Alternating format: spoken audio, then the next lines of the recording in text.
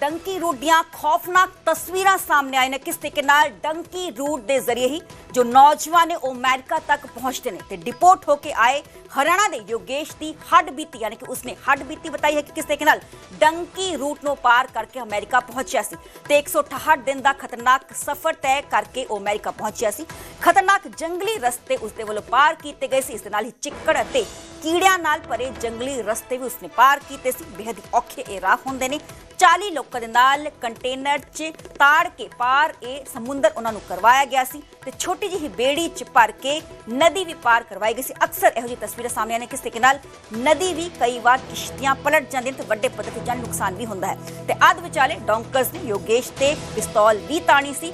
Gun point ते परिवार तो 32 लाख रुपए ट्रांसफर कराए यानी कि योगेश वालों अपनी पूरी हड्ड बीती बताई गई है।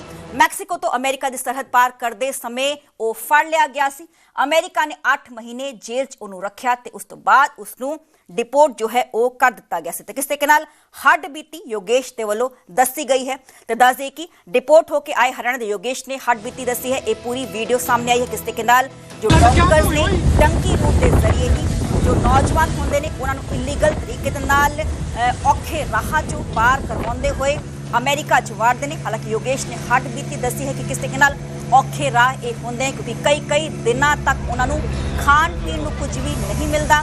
खतरनाक जंगली रस्ते होंदे ने क्योंकि जंगली जानवर भी होंदे हैं। कई नौजवानों के मौके पर ही मौत हो जाती है। ये तस्वीरां ये वीडियो सामने आई है ये साझी की गई है। योगेश के वालों अपनी हड्ड बीती बताई गई है क्योंकि इंडिया के ही नहीं बल्कि होर भी कई कंट्रीज़ के जो नौजवान ने डंकी रूट के जरिए अमेरिका पहुंचने की कोशिश उन्होंने वालों की जाती है तो किस तरीके नाल चिक्कड़ अते कीड़ियां नाल भरी जंगली रस्ते उन्होंने वालों पार किए गए। 40 लोगों के नाल कंटेनर च वाड़ के उन्होंने समुंदर पार कराया गया सी।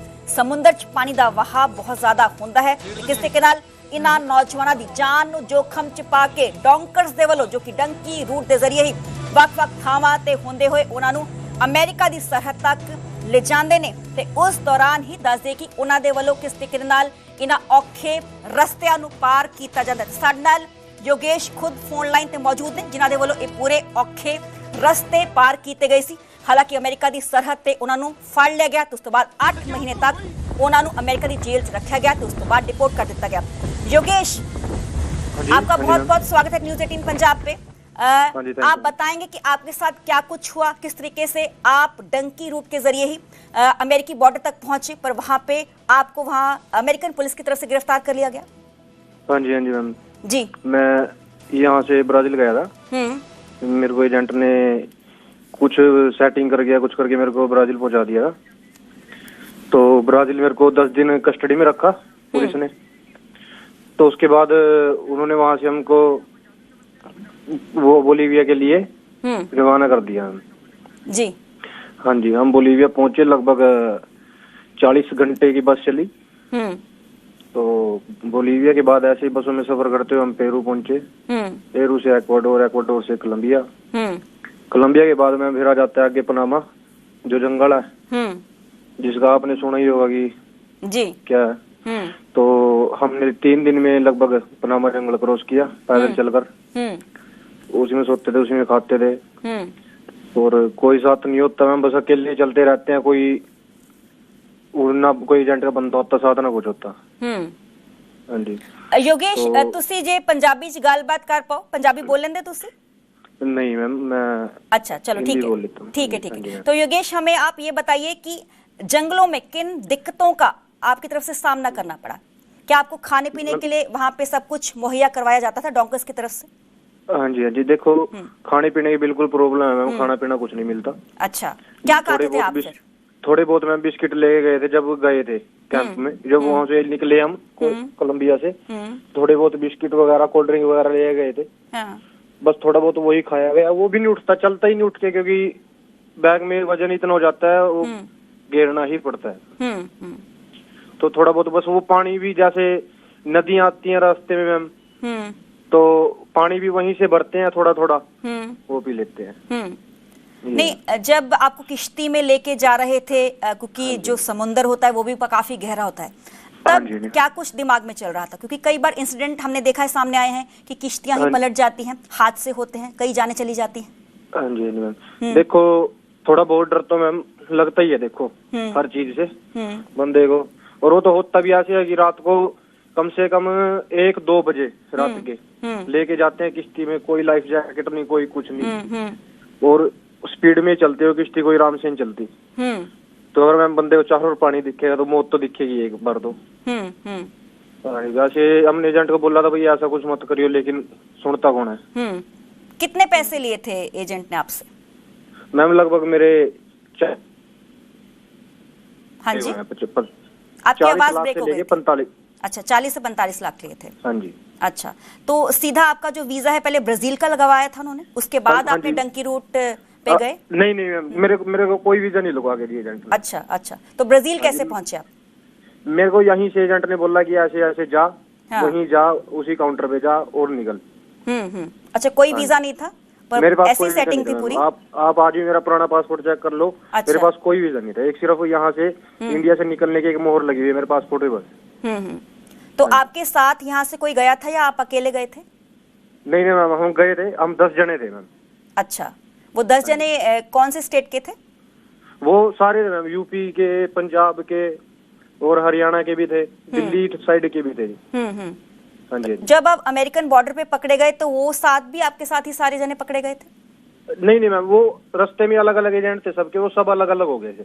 अच्छा, मतलब एजेंट्स अलग अलग होते हैं, तो एजेंट्स तक ये पैसा कैसे पहुंचाते हैं?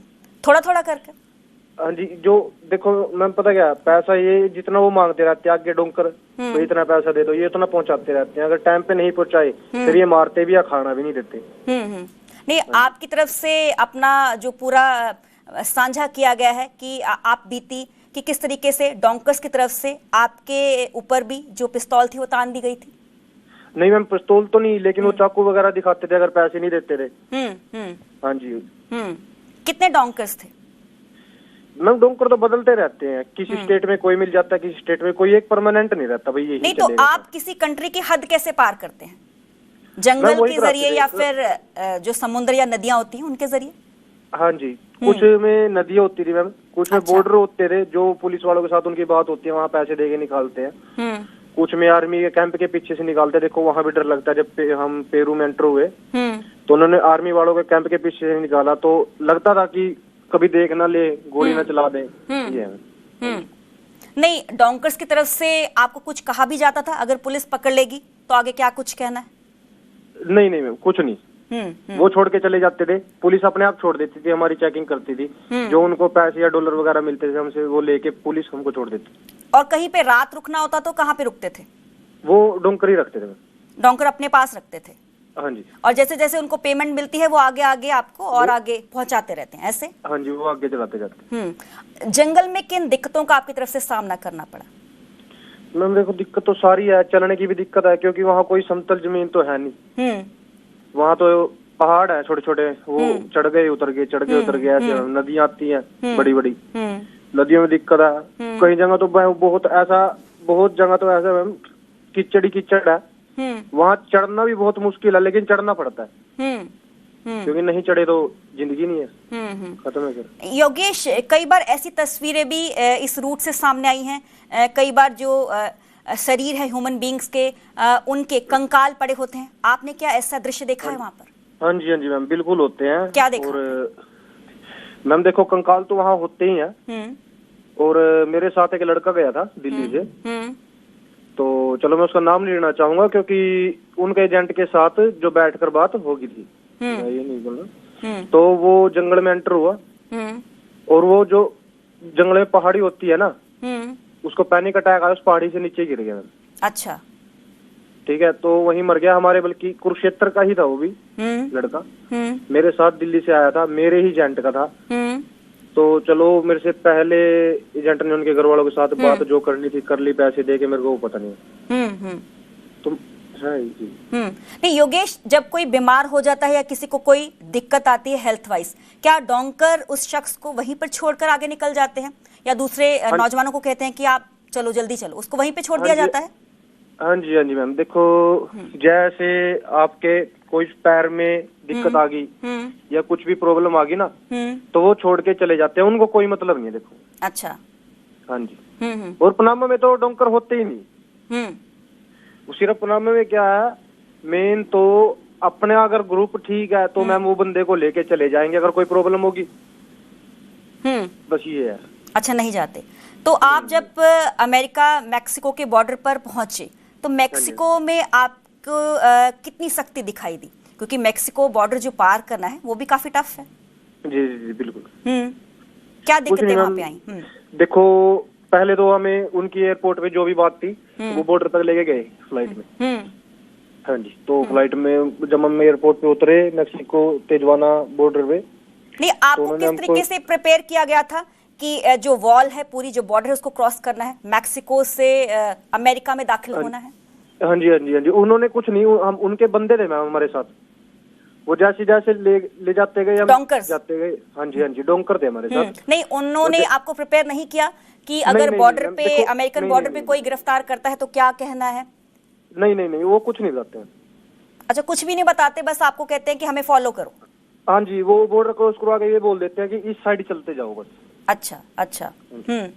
तो जब आप वहां पे पहुंचे आपको पकड़ लिया गया, डिटेन कर लिया गया, वो आप इंसिडेंट बताएंगे डिटेल में?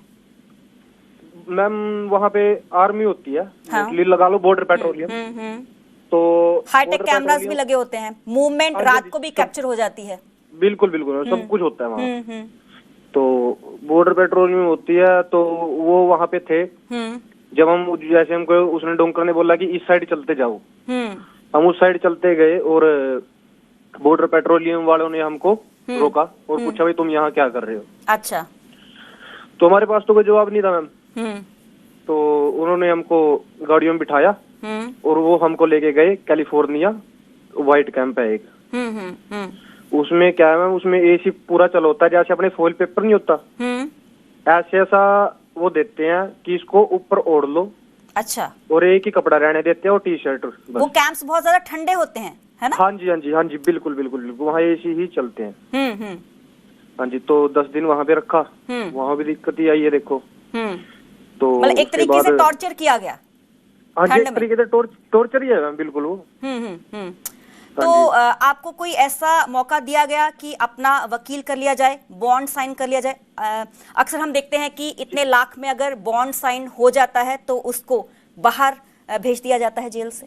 जी बिल्कुल। क्या कुछ आपकी बात हुई? हाँ जी। क्या आपका कोई नोन वहाँ पर रहता था? क्योंकि कोई नोन है वही इस तरीके से ये काम कर सकता है वहाँ पर।